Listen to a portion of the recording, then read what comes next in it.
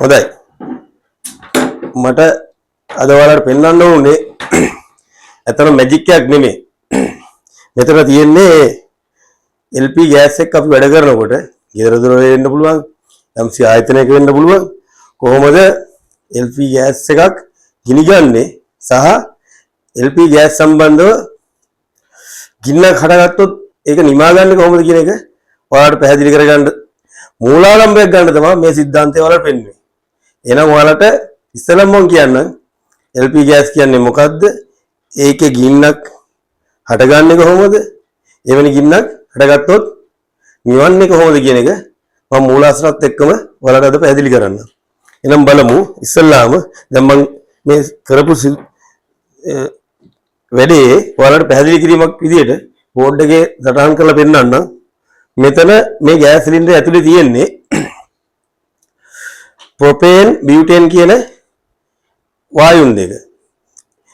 එතකොට ඔයාලා හිතයි කොහොමද ගෑස් සිලින්ඩරයක් මේ ප්‍රෙෂර් එකක් තියෙන්නේ කියලා. ඔයාලා හිතලා නැති ගෑස් කම්පැනියෙන් මේකට ලොකු ප්‍රෙෂර් එකක් දෙනවා කියන එක. එහෙම හිතපු ඔයාලට ඊළඟට එන ප්‍රශ්නේ තමයි එහෙම ප්‍රෙෂර් එකක් දීලා තියෙනවා නම් කොහොමද මේ ගෑස් එක අඩු වෙන්න දෙන්නේ ප්‍රෙෂර් එක අඩු වෙන්න නැතුව තියෙන්නේ කියලා. මම ඒකට කාරණාව කියන්නම්. මේ ප්‍රොපේන් බියුටේන් කියන දෙක එකට ප්‍රතික්‍රියා කරාම සිද්ධ වෙන්නේ ප්‍රෙෂර් එකත් වැඩි වෙනවා. මේ සිලින්ඩරය ඇතුලේ ප්‍රෙෂර් එක වැඩි වීම සිද්ධ වෙනවා. අන්නේ මේ ප්‍රොපේන් බියුටේන් දෙක එකට ප්‍රතික්‍රියා කිරීම තුලින් වැඩි වෙන ප්‍රෙෂර් එක නිසා තමයි මේකට ප්‍රෙෂර් එකක් කන්ටිනියස්ලි ලැබෙන්නේ. නැත්නම් මේක ප්‍රෙෂරයිස් කරනකොට මුලින්ම ප්‍රෙෂර් එකක් තියෙනවා. නමුත් මේක කන්ටිනියස් ප්‍රෙෂර් එකක් වෙන්නේ. මේකේ ප්‍රෙෂර් එක අඩු වෙන්න නමුත් ඇතුලෙන් ප්‍රෙෂර් එකක් බිල්ඩ් අප් වෙන්නේ මේ දෙක එකට ප්‍රතික්‍රියා කරන නිසා ප්‍රෙෂර් එක හට ගන්නවා. එහෙමනම් මම පැහැදිලි කරන්න මම කොහොමද මේ ගින්න නිව්වේ කියන එක. මම කොහොමද මේ ගෑස් සිලින්ඩරේ බටේ විතරක් පාවිච්චි කරලා ගින්න නිව්වේ කියන එක. ඒක වෙන්නේ මෙහෙම සිද්ධ වෙන්නේ. දැන් අපි කියමු මෙතන බාර් 5ක ප්‍රමාණය ප්‍රෙෂර් එකක් මේක ඇතුලේ තියෙනවා. එහෙමනම් මම බලන්න මේ ගෑස් සිලින්ඩරේ ටියුබ් එක කියලා හිතන්නකෝ. මේ ගෑස් සිලින්ඩරේ ටියුබ් එක. මේක මේ පැත්තට සම්බන්ධ වෙලා තියෙනවා කියලා හිතන ගෑස් සිලින්ඩර් එක අපි එඩි හිතන්නවා මෙන්න මෙතන නොසල් එක. මේ බටේ කෙරවල. එහෙමනම් මේකෙන් ගෑස් එක යම්කිසි ප්‍රෙෂර් එකකින් ගලාගෙන යීමේදී මෙන්න මේ ආකාරයට ඉදිරියට ගලාගෙන යනවා. හොඳට පැහැදිලි කරගන්න මේ කියන දේ අවබෝධයෙන් අහගෙන ඉන්න. ඔයාලට තේරෙයි මොකද සමහර වෙලාවට මට තේරෙන දේ තමයි මේ පිළිබඳ මේ අදාළ ශේෂ්ත්‍ර වලට අදාළ පුද්ගලයෙක් වුණත් මේක සමහරවිට හරියට දන්නේ නැති කාරණාවක් වෙන්න පුළුවන්. ඒ නිසා හරියට මේක අවබෝධයෙන් අහගන්න, හරියට තේරුම් ගන්න. එහෙමනම් ඔයාලා හොඳටම දන්නවා ගින්නක් හටගන්න දහන වායුවක් පමණක් තිබිලා මදි. ඉන්ධනයක් පමණක් තිබිලා මදි. මෙතන ඉන්ධනය මොකද්ද? LP ගෑස් එක, ප්‍රොපේන් බියුටේන් මිශ්‍රණය. තමයි මෙතන ඉන්ධනය. හැබැයි මේක ඇතුලෙන් ප්‍රෙෂරයිස් වෙලා එන්නේ ප්‍රොපේන් බියුටේන් මිශ්‍රණය පමණයි. ඒ කියන්නේ මේ නොසල් එකෙන් එළියට එන තෙක්ම මෙතන ඔක්සිජන් සම්බන්ධ වෙලා නැහැ. එහෙනම් ඔයාලා හොඳටම දන්නවා ඔක්සිජන් සම්බන්ධ වෙලා නැහැ කියන්නේ ගින්නක් හට ගන්න සම්භාවිතාවක් නැහැ. මොකද දහනය සඳහා ඔක්සිජන් අත්‍යවශ්‍යයි. එහෙනම් වායුගෝලයේ ඔක්සිජන් ප්‍රතිශත 121ක් තියෙනවා. එහෙනම් මේ තියෙන වායුගෝලයේ තියෙන අපි බලමු මෙන්න මේ පරිසරය කියලා හිතන්නකෝ. මේ පරිසරය.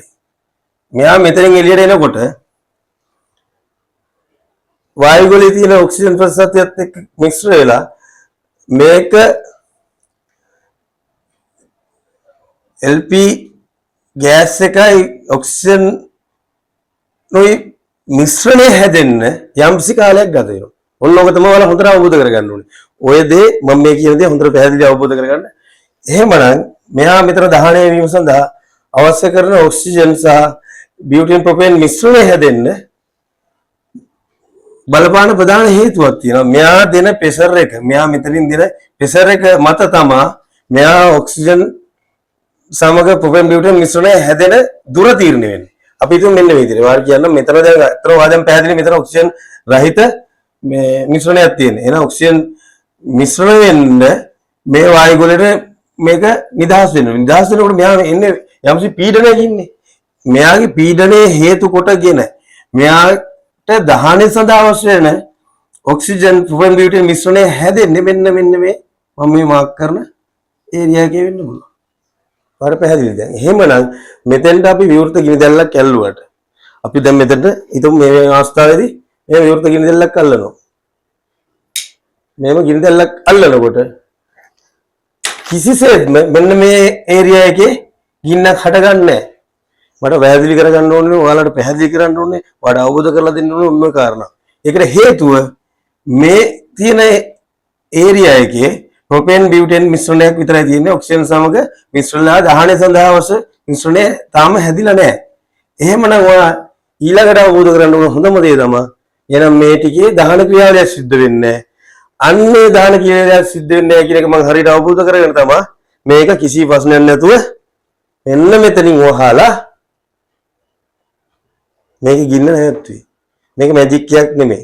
කරුණාකරලා අවබෝධ කරගන්න. මේක මැජික් එකක් නෙමෙයි. මේක විද්‍යාත්මක දෙයක් තියෙන්නේ. මේක ඕනම කෙනෙක්ට කරන්න පුළුවන්. හැබැයි මම මේ සම්බන්ධව දැනීමක් තියෙන පුද්ගලෙක් වශයෙන් ඔයාලට මේක කරන්න කියලා කියන්නේ නැහැ. ඔයාලා මේක කරන්න යන්නත් එපා. හේතුව ඔයා මේක වහන අවස්ථාවේ මේක මෙන්න මේ ආකාරයට භාගයට වැහුනොත් මෙයා ප්‍රොපේන් බියුටේන් මිශ්‍රණය එළියට එනවා. හැබැයි භාගයට වහනකොට මෙතන පොඩි ප්‍රමාණයක් නිකුත් වෙන නිසා මේක ප්‍රෙෂර් එක වැඩිලා ඈතට තල්ලු වෙන්නේ නැහැ. එහෙමනම් පොඩි ප්‍රමාණයක් වෙන නිසා මේ ඈත තියෙන ගිනි දැල්ල මේ ළඟට වැදින් වගේ නිල පිච්චෙන්න පුළුවන්. එහෙනම් ඔයාලා මේක කරන්න යන්න එපා. මේකේ සිද්ධාන්තය පමණක් ඔයාලා දැනගෙන ඉන්න. එච්චරයි මට ඔයාලට පෙන්වන්න උනේ. මෙතන ඊටු ටික මම ඔයාලට කියන්න. එහෙමනම් ඔයාලා දැන් අවබෝධයි මේක පීඩනයේ මතත් බලපාන දෙයක්. අපි හිතමු මෙහෙම. ඔයා මේක පාවිච්චි කරන්න යනකොට මේක රෙගුලේටර් එකක් තියෙනවා. රෙගුලේටරේ ඔයා අඩුම කරලා තිබුණොත් ප්‍රෙෂර් එක අඩුම කරලා තිබ්බොත් ප්‍රෙෂර් එක වැඩි නිසා තමයි මෙන්න මෙයා ස්ථානයට මේක තල්ලු වෙන්නේ. තල්ලු කරලා මෙයා තැනදී තමයි දහනය සඳහා සුදුසු මිශ්‍රණය හැදෙන්නේ. හැබැයි මේකේ ප්‍රෙෂර් එක අඩු වුණොත් එන ප්‍රමාණය වායුවල නිදහස් වෙන ප්‍රොපේන් බියුටේන් මිශ්‍රණ ප්‍රමාණය අඩු වුණොත් මෙයාගේ මිශ්‍රණය මෙන්න මේ ළඟදී හැදෙනවා. හේතුවයි මෙයා ප්‍රෙෂර් එක අඩුයි තල්ලු කරන දුර අඩුයි. එතකොට තාරියක් ගිනි දැල ලඟ වෙනවා. අපි හිතමු තවත් ප්‍රෙෂර් එක අඩු කරා කියලා. මෙන්න මෙතෙන්ට එනවා. පිළිගන්න මේකේ સિદ્ધාන්තය. ඕක අවබෝධ කරගන්න. අන්නේ කාරණාව නිසා තමයි මම ඔයාලට මේක කරන්න යන්න එපා කියන්නේ. නැවත තවත් ප්‍රෙෂර් එක අඩු වුණොත් මෙන්න මේ ගින්න මෙන්න මෙතනදිම පටන් ගන්නවා. ඒක අනිවාර්යයි. ඒක අනිවාර්යයෙන් වෙනවා. අන්න ඒක නිසා තමයි මම ඔයාලට කියන්නේ මේක කිසිසේත්ම ඔයාලා කරන්න යන්න එපා. ඒක සුදුසු නෑ. ඔයාලා මේ වගේ හදිසි අවස්ථාවක් ඇති වුණොත් අනිවාර්යෙන් මේ සඳහා සුදුසු ප්‍රථම ආධාර ගිනි උපකරණය පාවිච්චි කරලා මේක ගින්න නිවන්න පුරුදු වෙන්න.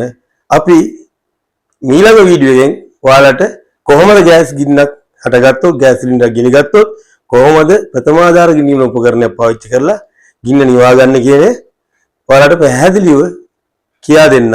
එහෙනම් තවත් වීඩියෝ එකකින් ඔයාලා හම්බෙන්න එන්න අපිව ෆලෝ කරලා තියාගන්න.